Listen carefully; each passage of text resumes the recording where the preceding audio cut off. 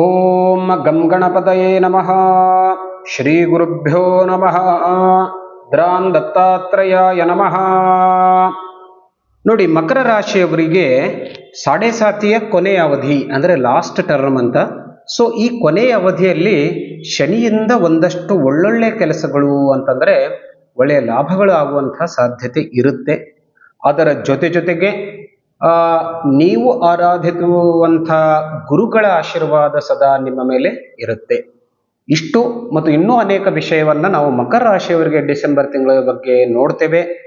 ತಮಗೆಲ್ಲರಿಗೂ ದತ್ತ ಚೈತನ್ಯ ಫೌಂಡೇಶನ್ಗೆ ಹಾರ್ದಿಕವಾದಂತಹ ಸ್ವಾಗತ. ವೀಕ್ಷಕರೇ, ಒಂದು ವೇಳೆ ನಮ್ಮ ಚಾನಲನ್ನು ಸಬ್ಸ್ಕ್ರೈಬ್ ಮಾಡದೇ ಇದ್ದರೆ ಖಂಡಿತವಾಗಿಯೂ ಸಬ್ಸ್ಕ್ರೈಬ್ ಮಾಡಿ, ಬೆಲ್ ಐಕಾನನ್ನು ಪ್ರೆಸ್ ಮಾಡಿ ಇಟ್ಟುಕೊಳ್ಳಿ, ಅಂದರೆ ನಮ್ಮ ನೋಟಿಫಿಕೇಶನ್ ನಿಮಗೆ ಸಿಗುತ್ತೆ. ಸೊ ಬೇರೆ ಬೇರೆ ರಾಶಿಯವರ ಒಂದು ಮಾಸ ಭವಿಷ್ಯವನ್ನು ಕೂಡ ನೀವು ನೋಡಬಹುದು.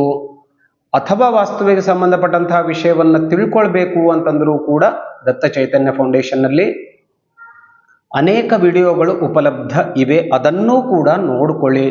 ಕುಂಭ ವಿವಾಹದ ಮಾಹಿತಿ ಬೇಕಾದರೆ ಅಥವಾ ಕುಜ ದೋಷದ ಬಗ್ಗೆ ಏನಾದರೂ ಸಂದೇಹ ಇತ್ತು ಅಂತಂದರೆ ದಯವಿಟ್ಟು ನಮ್ಮನ್ನು ಸಂಪರ್ಕಿಸಿ. ಇನ್ನು ಮಕರ ರಾಶಿಯವರಿಗೆ ಶನಿದೋಷ ನಿವೃತ್ತಿಗಾಗಿ ನಾನಾಗಲೇ ಹೇಳಿದೆ, ಈ ಒಂದು ಪ್ರತಿ ಮಾಸದಲ್ಲಿ ಅಮಾವಾಸ್ಯೆ ದಿವಸ ನಾವು ಒಂದು ಶನಿ ಶಾಂತಿ ಕಾರ್ಯಕ್ರಮವನ್ನು ಇಟ್ಕೊಂಡಿದ್ದೇವೆ.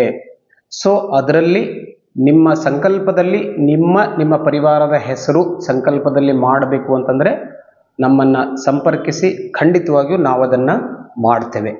ನೋಡಿ, ನಾನು ಆಗಲೇ ಹೇಳಿದೆ, ಸಾಡೆ ಸಾತಿಯ ಕೊನೆಯ ಅವಧಿ ಮಕರ ರಾಶಿಯವರಿಗೆ ಒಂದಷ್ಟು ಒಳ್ಳೊಳ್ಳೆಯ ಕೆಲಸಗಳಾಗುವಂತಹ ಸಾಧ್ಯತೆ ಖಂಡಿತವಾಗಿಯೂ ಇದೆ. ಯಾವ ಪೆಂಡಿಂಗ್ ಬಿದ್ದಂತಹ ಕೆಲಸಗಳು ಇನ್ನೂ ನಿಮಗೆ ನಿಧಾನವಾಗಿ ಸುಲಭವಾಗ್ತಾ ಹೋಗುತ್ತೆ. ಇಷ್ಟು ದಿವಸ ಎಷ್ಟೋ ಪ್ರಯತ್ನವನ್ನು ಮಾಡಿದ್ರಿ, ಆಗಿದ್ದಿಲ್ಲ, ಇನ್ನು ಖಂಡಿತವಾಗಿಯೂ ಆ ಕೆಲಸಗಳಿಗೆ ಒಂದಷ್ಟು ದಾರಿ ಸಿಗುತ್ತೆ. ಅದರ ಜೊತೆಗೆ ಈ ಒಂದು ಮಾಸದಲ್ಲಿ ಮನೆ ಖರೀದಿ ಅಥವಾ ಭೂಮಿ ಖರೀದಿಯ ಸಾಧ್ಯತೆ ಕೂಡ ಕಾಣಿಸ್ತಾ ಇದೆ. ಸೈಟ್ ತಗೊಳ್ಬಹುದು ಅಥವಾ ಕಟ್ಟಿದ ಮನೆಯನ್ನು ಕೂಡ ನೀವು ತಗೊಳ್ಳಿಕ್ಕೆ ಸಾಧ್ಯತೆ ಇದೆ. ವಿವಾಹ ಯೋಗ ಕೂಡ ಮುಂದುವರಿತಾ ಇದೆ. ದಯವಿಟ್ಟು ಪ್ರಯತ್ನವನ್ನು ಖಂಡಿತವಾಗಿಯೂ ಮಾಡಿ, ನಿಮಗೆ ಮುಂದಿನ ವರ್ಷದವರೆಗೆ ಖಂಡಿತವಾಗಿಯೂ ಮದುವೆ ಆಗುತ್ತೆ. ಆದರೆ ವ್ಯಾಪಾರದಲ್ಲಿ ಒಂದಷ್ಟು ಕಷ್ಟದ ಸಾಧ್ಯತೆ ಅಂತಂದರೆ ವ್ಯಾಪಾರದಲ್ಲಿ ಹೆಚ್ಚು ಕಡಿಮೆ ಆಗೋದು, ಸ್ವಲ್ಪ ನಷ್ಟವಾಗುವಂತಹ ಸಾಧ್ಯತೆ ಇದೆ ವ್ಯಾಪಾರ ಕ್ಷೇತ್ರದಲ್ಲಿ. ಸೊ ಕೆಲಸದ ಬಗ್ಗೆ ಜಾಗ್ರತೆಯನ್ನು ವಹಿಸಿ. ಆದರೆ ಅದರ ಜೊತೆಗೆ ನೌಕರಿ ಏನಾದರೂ ಮಾಡ್ತಿದ್ರೆ, ಅಂದರೆ ಉದ್ಯೋಗ ಏನಾದರೂ ಮಾಡ್ತಿದ್ರೆ ಅಲ್ಲಿ ಒಳ್ಳೆಯ ಸಮಾಚಾರ ನಿಮಗೆ ಸಿಗುತ್ತೆ. ನಿಮ್ಮ ಸಹೋದ್ಯೋಗಿಗಳು ನಿಮಗೆ ತುಂಬ ಸಹಕಾರವನ್ನು ಕೊಡ್ತಾರೆ, ಗೌರವವನ್ನು ಕೊಡ್ತಾರೆ, ನಿಮ್ಮ ಕೆಲಸವನ್ನು ಅತ್ಯಂತ ಸುಲಭವಾಗಿ ಮಾಡ್ತಾರೆ. ಹಾಗೆಯಾಗಿ ಉದ್ಯೋಗದಲ್ಲಿರುವವರಿಗೆ ಒಳ್ಳೆಯ ಸುದ್ದಿ ಅಂತ ನಾವು ಹೇಳಬಹುದು. ಹಣಕಾಸಿನ ಪರಿಸ್ಥಿತಿ ನಿಧಾನವಾಗಿ ಸುಧಾರಿಸ್ತಾ ಇದೆ ಅಂತ ನಾನು ಆಗಲೇ ಹೇಳಿದ್ದೇನೆ. ಸೊ ಆರ್ಥಿಕ ಸ್ಥಿತಿ ನಿಧಾನವಾಗಿ ಏರು ಮಟ್ಟದಲ್ಲಿ ಹೋಗ್ತಾ ಇದೆ. ಅದರಿಂದ ನಿಮ್ಮ ಆರ್ಥಿಕ ಸಂಕಷ್ಟಗಳು ದೂರ ಆಗುತ್ತೆ. ಅಷ್ಟೇ ಅಲ್ಲ, ಬಂದಂಥ ಎಲ್ಲ ಸಂಕಷ್ಟಗಳನ್ನು ನೀವು ಒಳ್ಳೆಯ ಬುದ್ಧಿವಂತಿಕೆಯಿಂದ ಅದನ್ನು ಬಗೆಹರಿಸುತ್ತೀರಿ. ಆ ತರಹದ ಬುದ್ಧಿ ನಿಮ್ಮಲ್ಲಿ ಉತ್ಪನ್ನವಾಗುತ್ತೆ.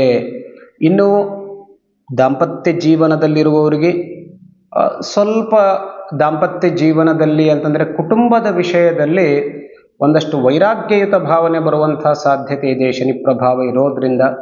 ಅಂದರೆ ಕುಟುಂಬದ ಬಗ್ಗೆ ಸ್ವಲ್ಪ ಮಟ್ಟಿನ ಬೇಸರ ಅಂದ್ಕೊಳ್ಳಿ, ಕುಟುಂಬದ ಬಗ್ಗೆ ಸ್ವಲ್ಪ ಕುಟುಂಬದಿಂದ ದೂರ ಉಳಿಯುವಂತಹ ಪ್ರಸಂಗ, ಇಂಥ ಒಂದು ಪ್ರಸಂಗಗಳು ಸಾಧ್ಯತೆ ಇರುತ್ತೆ.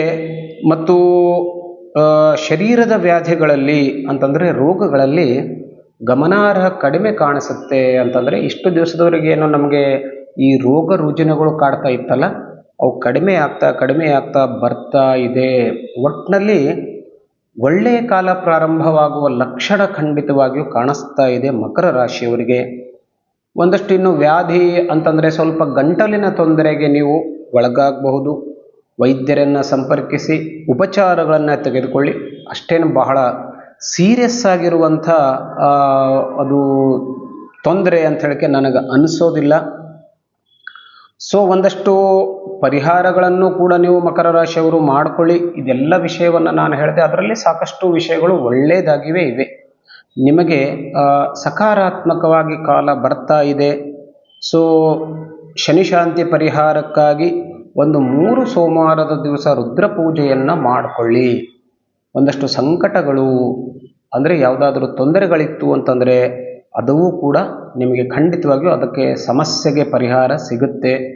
ಅದರ ಜೊತೆಗೆ ನೋಡಿ, ಸಂಕಷ್ಟನಾಶನ ಗಣಪತಿಯ ಸ್ತೋತ್ರ ಪ್ರಣಮ್ಯ ಶಿರಸಾದೇವಂ ಅಂತ ಹೇಳಿಬಿಟ್ಟು ಅದನ್ನು ಈ 1 ತಿಂಗಳು ಪ್ರತಿನಿತ್ಯ ಬೆಳಿಗ್ಗೆ ಸ್ನಾನ ಆದ ತಕ್ಷಣ ಪಠನವನ್ನು ಮಾಡಿಕೊಳ್ಳಿ. ಅದು ವಿಶೇಷವಾಗಿ ವಿದ್ಯಾರ್ಥಿಗಳಿಗೆ ಅಥವಾ ಪರೀಕ್ಷಾರ್ಥಿಗಳಿಗೆ ಅಂತಂದರೆ ಯಾವುದಾದ್ರೂ ಪರೀಕ್ಷೆಯ ತಯಾರಿಯಲ್ಲಿ ನೀವಿದ್ದರೆ ನಿಮಗೆ ಖಂಡಿತವಾಗಿಯೂ ಲಾಭ ಆಗುತ್ತೆ, ಅದರಲ್ಲಿ ಮುಂದುವರಿಯುತ್ತೀರಾ. ಮತ್ತು ಆರೋಗ್ಯದ ಸಮಸ್ಯೆ ಇರುವವರು ಒಂದು 7 ದಿವಸ ಆದಿತ್ಯ ಹೃದಯ ಸ್ತೋತ್ರವನ್ನು ಪಠನ ಮಾಡತಕ್ಕದ್ದು. ಅದು ನನ್ನ ವಿಡಿಯೋದಲ್ಲಿ ಇದೆ. ಒಂದು ಪುಸ್ತಕವನ್ನು ಇಟ್ಟುಕೊಳ್ಳಿ, ನಾನು ಆದಿತ್ಯ ಹೃದಯ ಸ್ತೋತ್ರವನ್ನು ಹೇಳಿದ್ದೇನೆ, ಅದನ್ನು ಫಾಲೋ ಮಾಡ್ತಾ ಹೋದರೂ ಸಾಕು, ನಿಮಗೆ ಅದರ ಉಪಯೋಗ ಖಂಡಿತವಾಗಿಯೂ ಆಗುತ್ತೆ. ಆರೋಗ್ಯ ವೃದ್ಧಿ ಖಂಡಿತವಾಗಿಯೂ ಆಗುತ್ತೆ. ಅದರ ಜೊತೆಗೆ ಶನಿಯ ಸ್ತೋತ್ರಗಳನ್ನು ಹೇಳ್ಕೊಳ್ಳಿ, ಆಂಜನೇಯನ ದರ್ಶನವನ್ನು ಮಾಡಿಕೊಳ್ಳಿ, ನಿಮ್ಮ ಎಲ್ಲ ಸಮಸ್ಯೆಗಳು ಪರಿಹಾರ ಆಗುತ್ತೆ. ಒಳ್ಳೆಯದಾಗಲಿ. ನಮಸ್ಕಾರ.